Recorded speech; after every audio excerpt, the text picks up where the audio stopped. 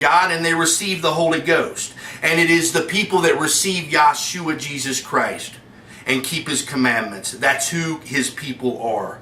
It says right here in Ephesians that he might reconcile both unto God in one body, not two, by the cross, having slain the enmity thereby. See, through Christ, through the blood of Christ, we all come together in one spirit under him. There's not ones that reject him that are going to get in. The ones that reject him will not get in. Verse 18 says, for through him we both have access by one spirit unto the Father, only through Yahshua Jesus Christ. I would also like to turn to 1 John. Now, after these verses, I hope you guys realize what's going on and why, and you question yourself and stop just blindly supporting people the TV and the media claims are God's chosen people when they're Antichrist.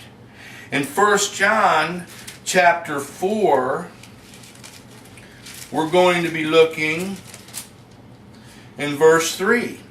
Not every spirit that every spirit that confesseth not that Jesus Christ is come in the flesh is not of God. And this is the spirit of Antichrist, whereof ye have heard that it should come, and even now already is in the world. John is warning you here, if they do not confess Jesus Christ, they are not of God. Whether it be Muslim, Jew, Buddhist, whatever religion it is, if you do not have Christ and Yahshua is coming in the flesh, it's not from God.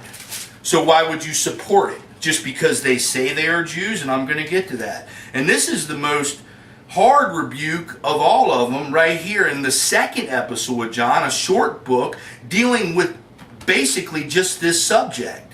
And we're going to be starting in verse 7.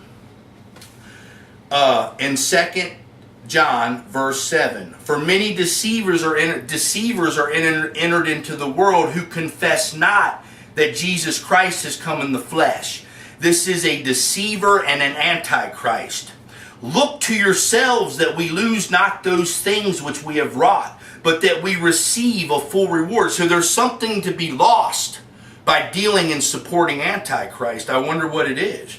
Whosoever transgresseth and abideth not in the doctrine of Christ hath not God. He that abideth in the doctrine of Christ, he hath both the Father and the Son. Now this is the verse that really hurts a lot of you that are just blindly supporting Antichrist. If there come any unto you and bring not this doctrine, that means the doctrine of Christ, receive him not into your house, neither biddeth him Godspeed. For he that biddeth him Godspeed is a partaker of his evil deeds. So Yahshua, John is saying, if they don't have Jesus Christ, don't let them come into your house. Don't bid them Godspeed. Don't have nothing to do with them. Come out from among them and separate yourselves from them, because they do not have God. And that is a fact. I would now like to show you in Revelation chapter 2, verse 9, it says, he's writing to the church here.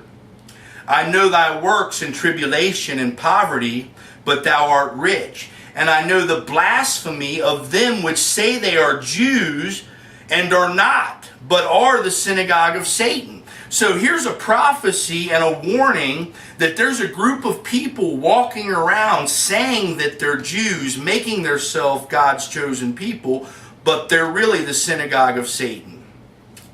If you do a little bit of research, you'll find out that the Jews that are now occupying Israel are not Jews. They are Gentiles of an Ashkenazi branch of the Gentile races from the north territories. They came forth from the Khazarian Empire that was around 900 AD. And they became an adopted Babylonian Talmudic Judaism as their religion. Did you hear that? Not biblical Old Testament Torah, but Talmudic Babylonian religion is what they practice. That's why you got Yiddish. They don't speak Hebrew. You people need to wake up. And now, because the one world order gave them a piece of land in the Middle East and said they're the Jews, they're the chosen people, they got all you people idolizing them and blindly supporting